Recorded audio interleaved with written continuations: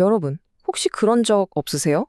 아, 이거 진짜 필요 없어 하면서도 어느새 결제 버튼을 누르고 있는 나 자신을 발견한다거나 아니면 나중에 분명히 후회할 걸 뻔히 알면서도 에라, 모르겠다 하고 저질러버리는 그런 결정이요. 사실 우리 모두가 겪는 일이잖아요. 그래서 오늘은 바로 그 얘기를 좀 해보려고 합니다. 왜 우리는 스스로 생각하는 것만큼 그렇게 합리적이지 않은 걸까요? 그 뒤에 숨어 있는 아주 흥미로운 심리의 세계로 한번 들어가 보겠습니다. 자, 이 이야기를 시작하려면요. 먼저 오랫동안 깨지지 않았던 한 가지 신화에 대해 알아야 합니다. 경제학에서는 말이죠. 인간을 아주 완벽하고 또 논리적인 존재로 봤어요. 모든 걸 다 따져보고 최선의 결정을 내리는 그런 사람이요. 뭐랄까? 완벽한 인간이라는 신화 같은 거죠. 그럼 이 차이가 대체 뭘까요? 한번 보세요. 왼쪽에는 호모 에코노미쿠스가 있습니다. 이름부터 뭔가 좀 거창하죠? 이 친구는요, 모든 정보를 샅샅이 분석해서 자기한테 가장 이득이 되는 선택만 하는 그야말로 완벽하게 합리적인 이상형 인간이에요.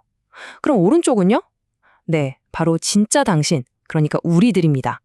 우리는 뭐 이만하면 괜찮지 않아? 하면서 적당히 만족하기도 하고 기분에 따라서 또 상황에 따라서 확확 결정을 바꾸잖아요. 뇌가 좀 편한 길을 찾으려고 하고요. 바로 이 지점, 그러니까 이 이상적인 인간과 현실의 우리 사이에 있는 이 커다란 틈에 파고드는 학문이 바로 행동경제학입니다. 말 그대로 우리의 심리 상태나 감정 같은 것들이 돈과 관련된 결정에 얼마나 큰 영향을 미치는지 연구하는 거죠.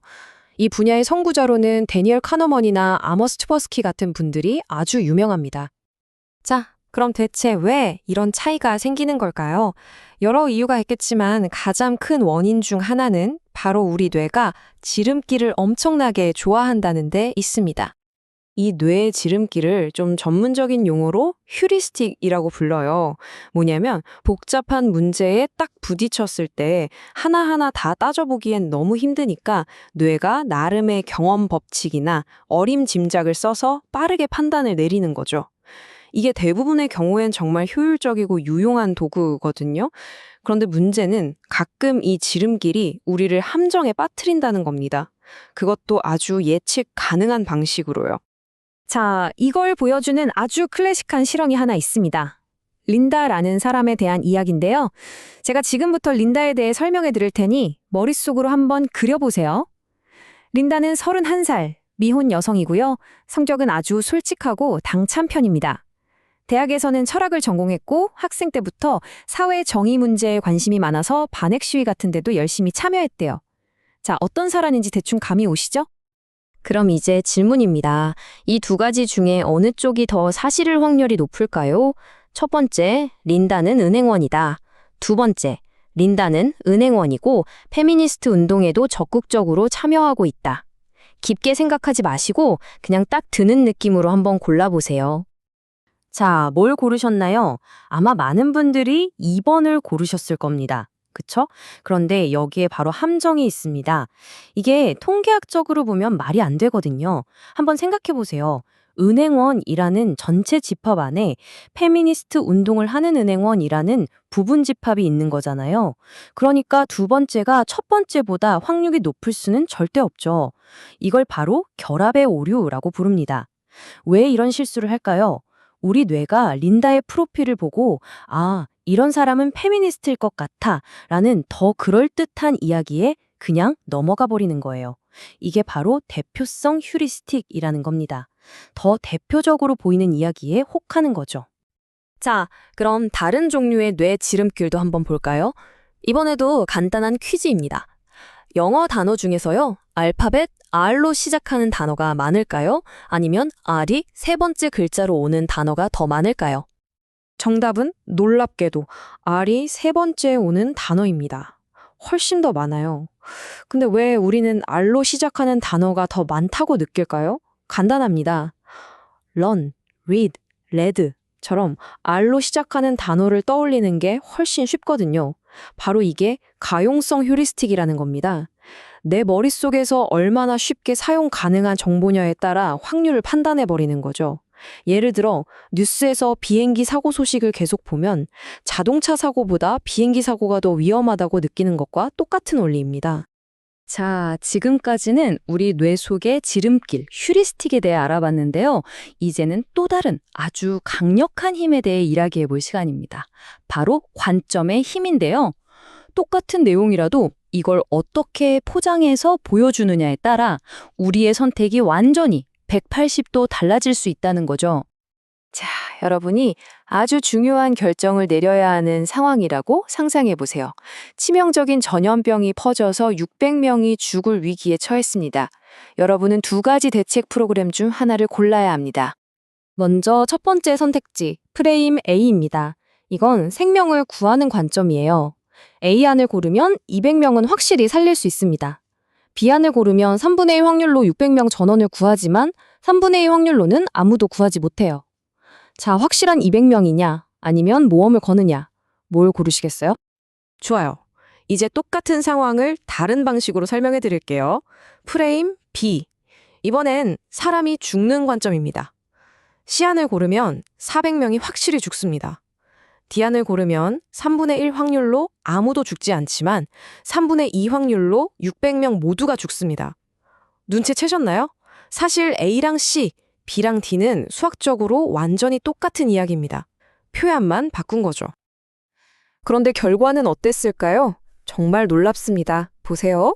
생명을 구한다는 긍정적인 프레임에서는 무려 72%의 사람들이 확실하게 200명을 구하는 A안을 선택했습니다. 안전한 길을 택한 거죠. 하지만 사람이 죽는다는 부정적인 프레임으로 바뀌자 확실하게 400명이 죽는 C안을 선택한 사람은 고작 22%에 불과했어요.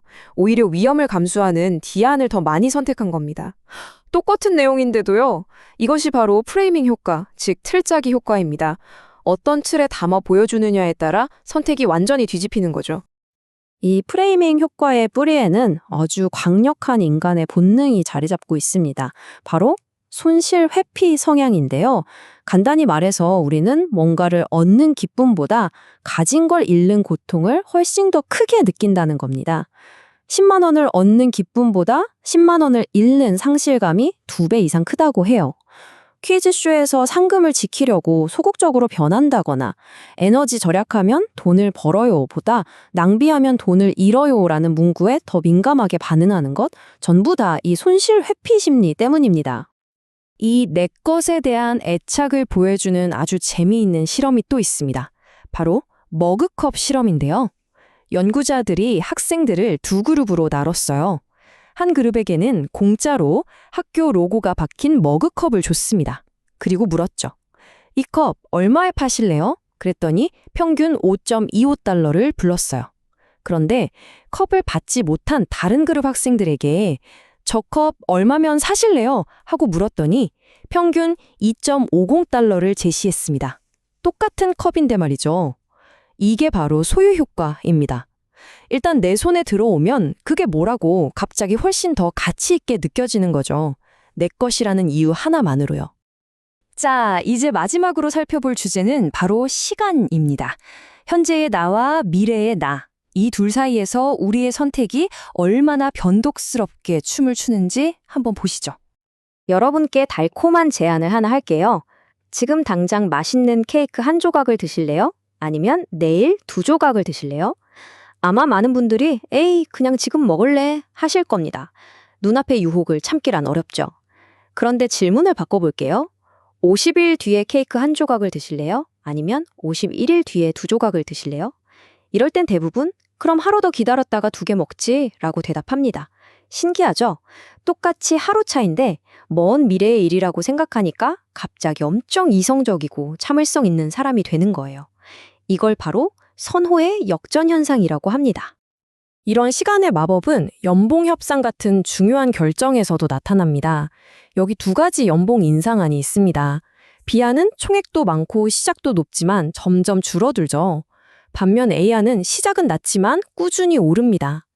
경제적으로만 따지면 당연히 B안이 더 이득인데 놀랍게도 대부분의 사람들은 A안을 더 선호한다고 해요. 왜 그럴까요? 바로 피크&드 법칙 때문입니다. 우리는 어떤 경험을 기억할 때 전체를 다 기억하는 게 아니라 가장 강렬했던 순간과 맨 마지막 순간의 감정으로 전체를 평가해버리는 경향이 있어요. 그래서 점점 더 좋아지는 끝이 좋은 경험을 훨씬 긍정적으로 기억하는 겁니다. 자, 여기까지 들어보면 이런 생각이 드실 수도 있어요. 아니, 인간은 그냥 이렇게 비합리적이고 허점투성이인 존재인가? 그럼 우리는 그냥 이런 본능에 휘둘리면서 살아야 하는 걸까요? 꼭 그렇지만은 않습니다. 중요한 건 우리의 비합리성이 마구잡이가 아니라는 점이에요. 아주 예측 가능하게 비합리적이라는 거죠. 정리해 볼까요? 우리 뇌는 휴리스틱이라는 정신적 지름길을 사용하고 똑같은 문제도 어떤 틀에 담기느냐에 따라 선택이 달라집니다. 또 얻는 것보다 잃는 걸 훨씬 더 두려워하고요. 시간에 따라 선호가 휙휙 바뀌기도 하죠. 바로 이 패턴들, 이 법칙들을 이해하는 것. 이게 바로 우리 스스로 더 나은 선택을 하고 또 세상이 우리를 어떻게 움직이려고 하는지 꿰뚫어 볼 수 있는 첫걸음이 되는 겁니다. 그래서 행동경제학은 여기서 멈추지 않고 한 걸음 더 나아갑니다. 인간이 이렇다면 이 특성을 이용해서 더 좋은 방향으로 이끌어주면 어떨까 하는 거죠. 이게 바로 너찌라는 개념입니다. 너지는 원래 팔꿈치로 슬쩍 찌르다라는 뜻이거든요. 그러니까 선택의 자유를 빼앗는 게 아니라 마치 옆에서 팔꿈치로 슬쩍 찌르듯이 부드럽게 개입해서 사람들이 더 나은 선택을 하도록 유도하는 환경을 만드는 거예요. 자, 오늘 우리는 우리도 모르는 사이에 우리의 선택을 좌우하는 여러 가지 숨겨진 힘에 대해 알아봤습니다. 이제 이 사실을 알게 된 여러분은 앞으로 여러분의 삶 속 어떤 선택을 가장 먼저 새로운 눈으로 바라보게 될 것 같으신가요?